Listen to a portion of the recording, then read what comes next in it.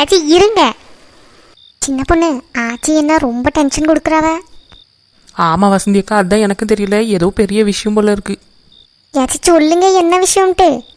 ஏட்டி நம்ம 2 நாள் கோயிலுக்கு பிறந்தோம்ல, இங்கே போய் என்னெல்லாம் நடந்துன்னு தெரிய மாட்டே உங்களுக்கு? ஆச்சி என்ன நடந்துச்சா? ஏட்டி இந்த பொதுக்கூட்டம் நடந்திருக்கு போல இருக்கு. ஊரில் உள்ள எல்லா பெரியவங்களும் சேர்ந்து இந்த ஏதோ வந்து பூஜை ஏதோ பண்ணி பார்த்துருக்காங்க போல. நம்ம ஊருக்குள்ளே ஏதோ பிரச்சனைலாம் இருக்குல்ல, அது என்ன ஏதுன்னு கண்டுபிடிக்கிறதுக்கு.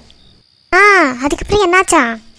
ஏட்டி இந்த தெரு முக்கில் ஒரு வீடு உண்டுல, ஒரு பெரிய வீடு, ரொம்ப வருஷமாக அடைச்சே கிடக்கு தெரியுமா? ஆமாச்சி தெரியும், ஒரு வீடு இந்த ஆளனுக்கு இல்லாமல் அடைஞ்சு போய் கிடக்குமே ரொம்ப வருஷமா. ஆமாட்டி, அது ஒரு 30 வருஷத்துக்கு முன்னாடி நடந்த ஒரு பெரிய கதை. அது உங்களுக்குலாம் தெரியும் போல இருக்கு. ஆமாச்சி தெரியும், அது ரொம்ப வருஷமா ஆச்சா நடந்து. இப்போ அதுக்கு என்னவா?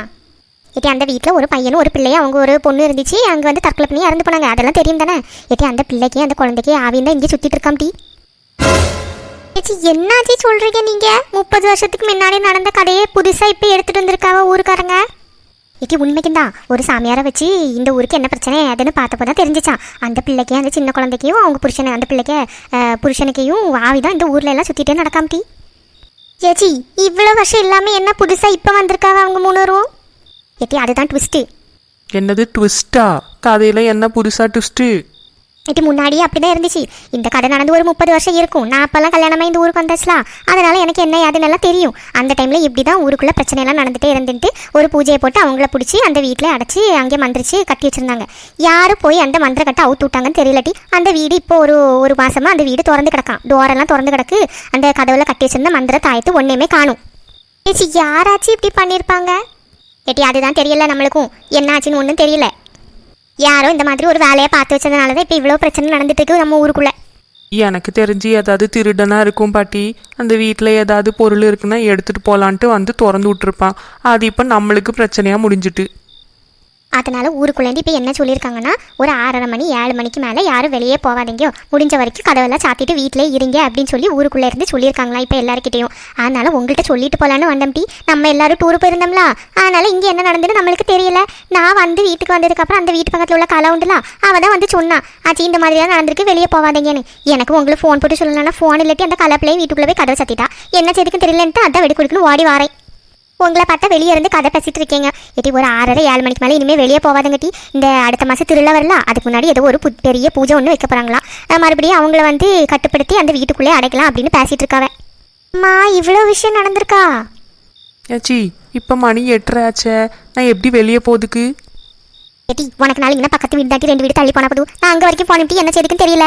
வீடை சாத்திட்டு உங்கள்கிட்ட சொல்லிட்டு போனா தான் வெடி கொடுக்கணும் ஓடி வரேன். அம்மா எங்கள் வீடும் பக்கத்து வீடு தானே, நான் மெதுவாக போயிடுவேம்மா. சின்ன பொண்ணு கணேஷுக்கு ஃபோனை போட்டு சொல்லு, நீ இங்கே நின்று அங்கே வரைக்கும் போவாண்டா, இங்கே இன்னைக்கு படுத்துக்கோ. நீங்களும் இங்கே படுத்துக்கோங்க, போவாண்டா. நீ பரவாயில்ல டீ, உங்கள் வீட்டில் இவ்வளோ பேர் நிற்கும் போது வேண்டாம் டீ, நான் வீட்டுக்கு போகிறேன். இருக்கட்டு, ஊர்லேருந்து சொல்லியிருக்காவல்ல, அப்போ நம்ம அதை கேட்போம். 6 மணி 7 மணிக்கு மேலே இனிமேல் வெளியே வர வேண்டாம். ஆமாக்கா, நான் எங்கள் வீட்டுக்காரியவளுக்கு ஃபோன் போட்டு சொல்லிக்கேன், நான் இன்னைக்கு இங்கே படுத்துக்கேன், காலையில் எழுந்திரிச்சு போகிறேன். இப்போ என்ன யாரும் எங்கள் வீட்டில் கொண்டு போய் விடுவா? நீ வேணும்னா இங்கே படுத்துக்கோ வசந்தி, ஒன்றும் பிரச்சனை கிடையாது. டீ உங்கள் வீட்டு பக்கத்து வீடு தான் டீ, இந்த வீட்டுக்கு பின்னாடியோட போயிடலாம்ல, பின்னாடியோட போ. உங்கள் வீட்டுக்காரருக்கு ஃபோனை போட்டு சொல்லி பின்னாடி கதவை திறக்குதுக்கு அப்படியே உள்ளாரி போயிடு. சரி, அப்போ நீங்கள் யாராச்சும் எனக்கு துணைக்கு அங்கே வந்து நில்லுங்க. நான் வந்து நிற்கேம்மா, நீ போ. அம்மா நினச்சாலே பயமாக இருக்கே ஆச்சி. ஆமாடி, இது உன் பிள்ளைகளெல்லாம் கூட்டிகிட்டு வந்துட்டியா உங்கள் தங்கச்சி வீட்டிலேருந்து? ஆமாம், இவன் வந்தால அங்கே தான் நேரம் வந்தா. அந்த நம்ம எல்லாரும் சேர்ந்து தான் அப்படியே நடந்து வந்துட்டோம். இது ராணி அக்கா, நம்ம லட்சுமி அக்காளுக்கு ஃபோனை போட்டு சொல்லுவோம்மா, அவங்களுக்கு விஷயம் தெரியுமா இல்லையான்னு தெரியலையே. இல்லாட்டி பொதுக்கூட்டத்துக்கு அவங்க வீட்டுக்கார வேலை வந்தாவலாம். இட்டி ஆம்பளைல எல்லாத்தையும் சேர்ந்து இருந்ததா பொதுக்கூட்டத்தில் பேசியிருக்காங்களாம். அந்த ஒரு மத்தியானம் போல எல்லாரும் அவங்கவுங்க வீட்டில் வந்து சொல்லிட்டு போனாங்களாம். நம்ம வரதுக்கு 1 மணிக்கிட்ட ஆயிட்டலாம், அதனால நமக்கு தெரியல. என் வீட்டுக்கிட்டே அந்த கலை வீடு மட்டும்தான் இருக்குது. அந்த பிள்ளை சும்மாவே வீட்டில் இருக்காது, அவங்க அம்மா வீட்டுக்கு போறேன்னு ஓடி ஓடி போயிடுவா. நான் அங்கே தனியாக இருப்பேன், என்ன செய்யுதுன்னு தெரியல. நல்ல வேலை இப்போ நீங்களே இருக்கனால நான் ஓடி இங்கே வந்துட்டேன். ஏம்மா எனக்கு கேட்டாலே பயமாக இருக்குது ராணி அக்கா. இப்போ நம்ம என்ன செய்வோம்? இந்த பிரச்சனைக்கு ஒரு முடிவு இல்லாமல் போச்சே. ஆமாம் சின்ன பொண்ணு, அதான் நானும் யோசிச்சுட்டு இருக்கேன்.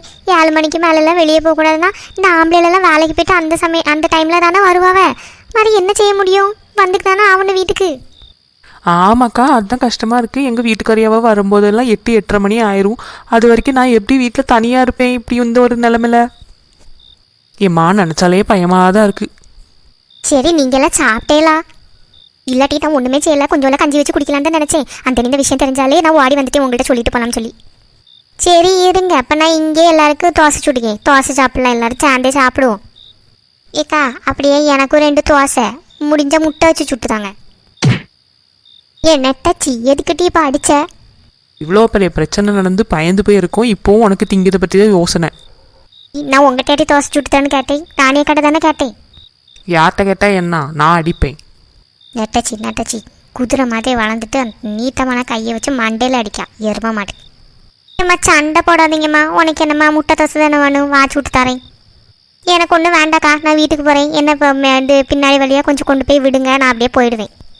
ஏம்மா இவ்வளோ நேரம் இருந்தாச்சுல, இரு சாப்பிட்டுட்டு போகலாம். என்ன பிரச்சனை நடந்தாலும் இவ்வளோக்கு சண்டை மட்டும் ஓயவே ஓயாதுமா.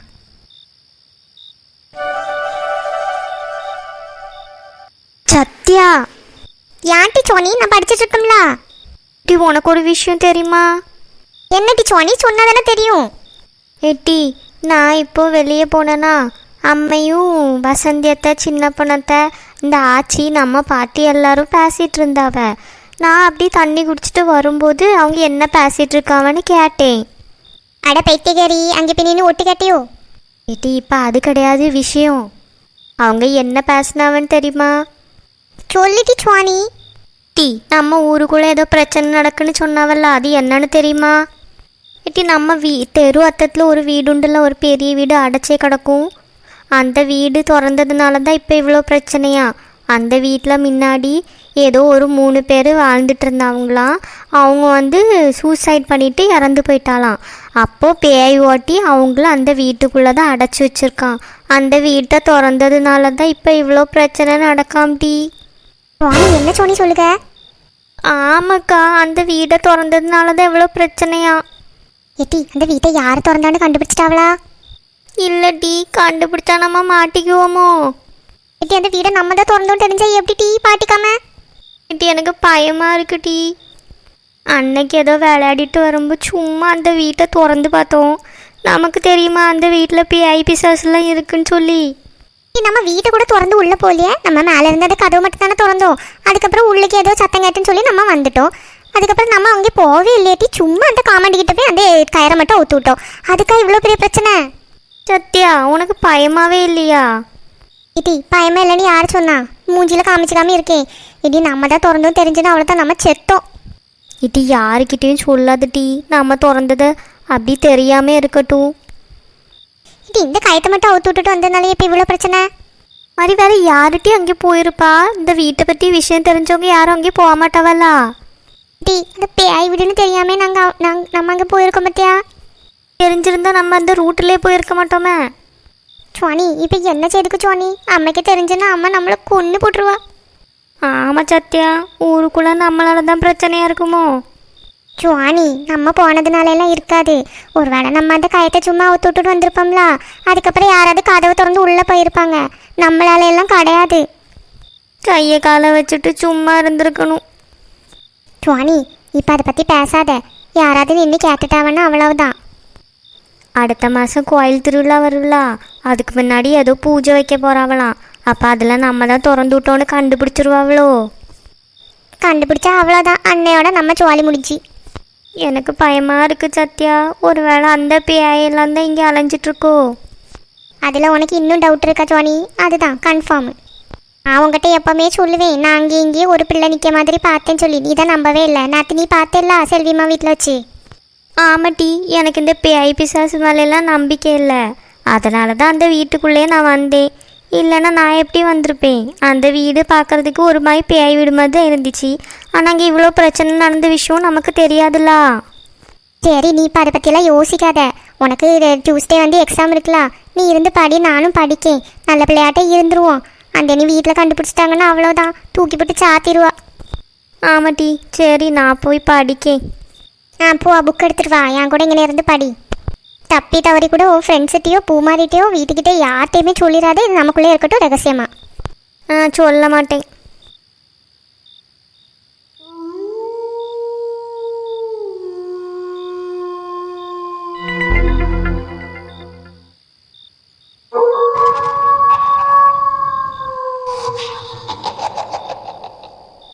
உள்ளே போ.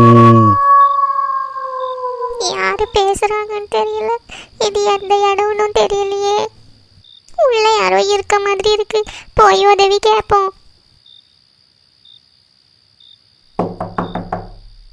உள்ள யாராச்சும் இருக்கீங்களா?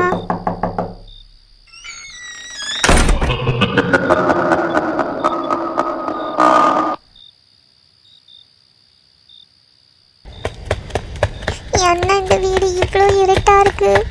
பேய் வீடு மாதிரியே இருக்கு. நான் எப்படி இங்கே வந்தேன்னு தெரியலையே. உள்ள இருந்து யாரோ கூப்பிட்ட மாதிரி இருந்துச்சுன்னு தானே வந்தேன். இங்கே பார்த்தா இப்படி இருக்கு. உள்ள போய் பார்க்கலாம். எனக்கு பயமா இருக்கு.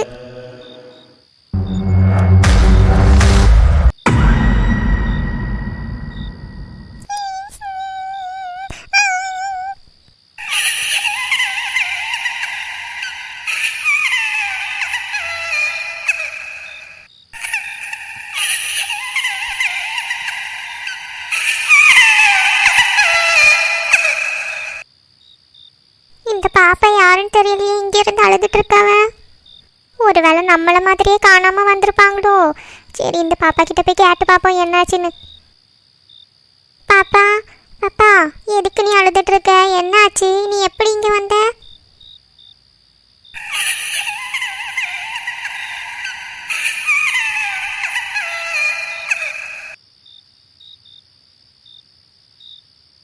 என்ன இந்த பாப்பா ஓடிட்டா மேல? நாமளும் போய் பார்ப்போம். இங்க தானே ஓடி வந்தா, அதுக்குள்ள எங்க போனா தெரியலையே.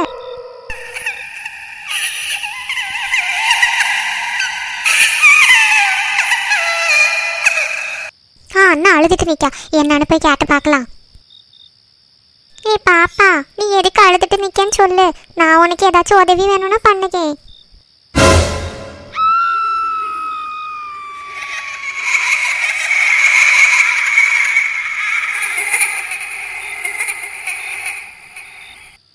Yama, Yama, piai.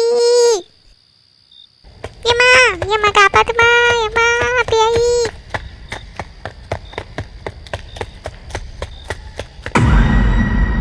Yama, Yama kapat ma, Yama piai ma, Yama, Yama kapat ma. Satya, Satya Indri, Satya. Yama, Yama kapat ma, Yama piai ma, Yama piai என்ன துரத்திட்டே வருது. எம்மா காப்பாத்துமா, பேய் என்ன அடிக்க போகுது. இவன் என்ன தூக்கத்தில் வளரிட்டு கிடக்கா? கனவு எதுவும் கண்டிருப்பாப்புல இருக்கு. எழுப்புலன்னு அழுதுட்டே கிடப்பாட. எட்டி சத்யா, சத்யா எந்திரிட்டி. எட்டி ஒன்றும் இல்லை, கனவு தான் கண்டேன், எந்திரி. எம்மா, எம்மா நான் கனவா கண்டேன். ஆமாம் மக்களே, ஏதோ கனவு தான் கண்டிருக்கேன். பேய் பேய்னு கத்திட்டு இருந்த. ஏதோ கெட்ட கனவு கண்டியா? ஆமாம்மா, அது ஏதோ கனவு ஞாபகம் இல்லை. ஏதோ பேய் வந்த மாதிரி இருந்துச்சா? வேற ஒன்றும் இல்லைம்மா, பரவாயில்ல எனக்கு இப்போது. நான் படுத்துக்கேன், நீங்கள் போய் படுத்துக்கோங்க.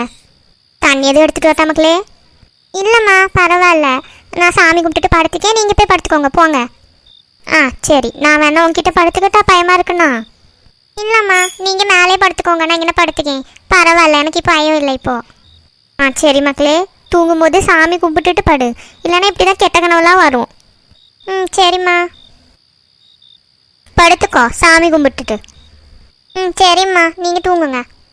அப்பனே முருகா, எல்லாரையும் காப்பாற்று. இது கனவு மாதிரியே இல்லையே, நிஜமாவே நாங்கள் அங்கே போன மாதிரிலாம் இருக்குது. ஃபியூ, எனக்கு பயமாக இருக்குது. நம்ம பயந்தோன்னா அம்மையும் சேர்ந்து பயந்துருவா. சரி சாமி கும்பிட்டுட்டு படுப்போம், என்ன வேணாலும் காலையில் சோனிக்கிட்ட பேசிக்கலாம்.